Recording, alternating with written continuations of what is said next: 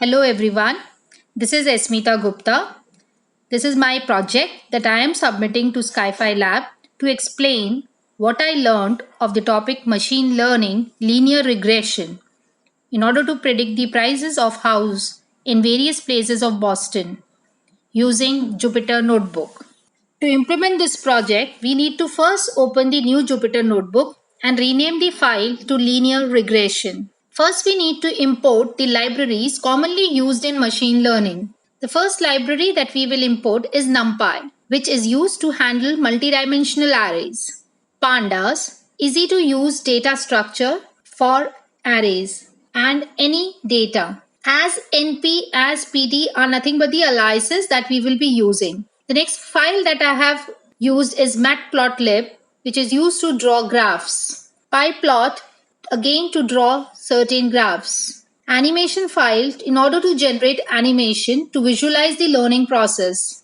We will be using scikit-learn library, which provides many machine learning algorithms and various models to load datasets as well as split the datasets.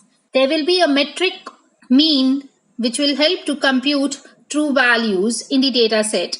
We will have a train test split dataset as a feature and split it into datasets and test sets. We will be also importing HTML in order to display the result on the screen. We will import the Boston House data which is already present in sklearn library. We will first load the dataset, then we will describe, put the data into pandas data frames. Data frames will be used to get values from columns or split the columns. We can list the data sets. We can also construct using data frame. In order to concatenate features and targets into a single data frame, pd.concat. df.describe, it provides statistical description of each column and set the precisions to 2 decimal values. We can correlate the data to perform linear regression. We are using Pearson method for correlation. We will calculate the correlation between every column on data. We can take absolute values of correlation. This command will help us make a list of pairs using zip function. In order to sort the list of pairs in ascending or descending order, we can make use of sort command. Reverse command will help us to have the data in the descending order. We can unzip pairs to toList and return the data. In order to plot correlation with respect to target variable as bar graph, plt.show will help us to generate the graph. To print first 5 values, now we will normalize the data using minmax scaler. In order to compute minimum and maximum and transformation to normalize function, we will use xscaler.fit_transform. Now we can see that the values are in the range of 0 to 1. So this has helped us to normalize the data which can be easily compared. Thus we can see that LSTAT is having highest correlation value which will be now used in order to train the model. We will define the error function which is as follows.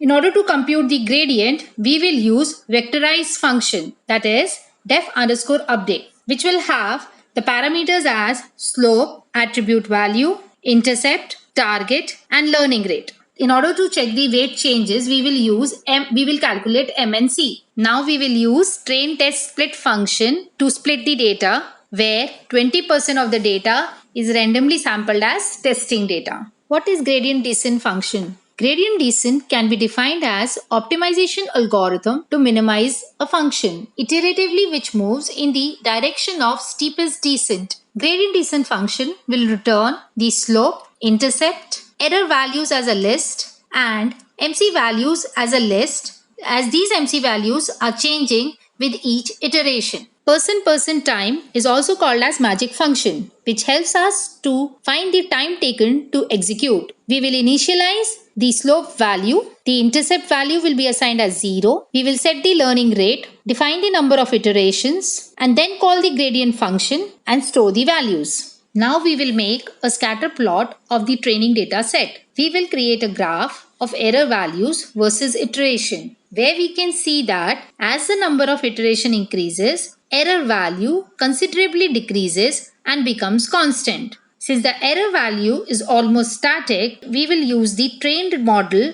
on the test data set and plot a scatter plot. As the number of iteration increases, the changes in the line is less noticeable. In order to reduce the processing time for the animation, it is advised to choose smaller values, which can be easily visualized through the animation. Now we will make a data frame of the test data set and predicted values and rename the column. Next, we will plot the scatter plot of the test data set and a line of the predicted values. We will use reshape function to change the shape required by the scaler, removing extra dimensions and rounding off to 2 decimal places, and thus printing the data. Thus, we have seen how we have trained a model to predict the prices of houses in Boston. Thank you.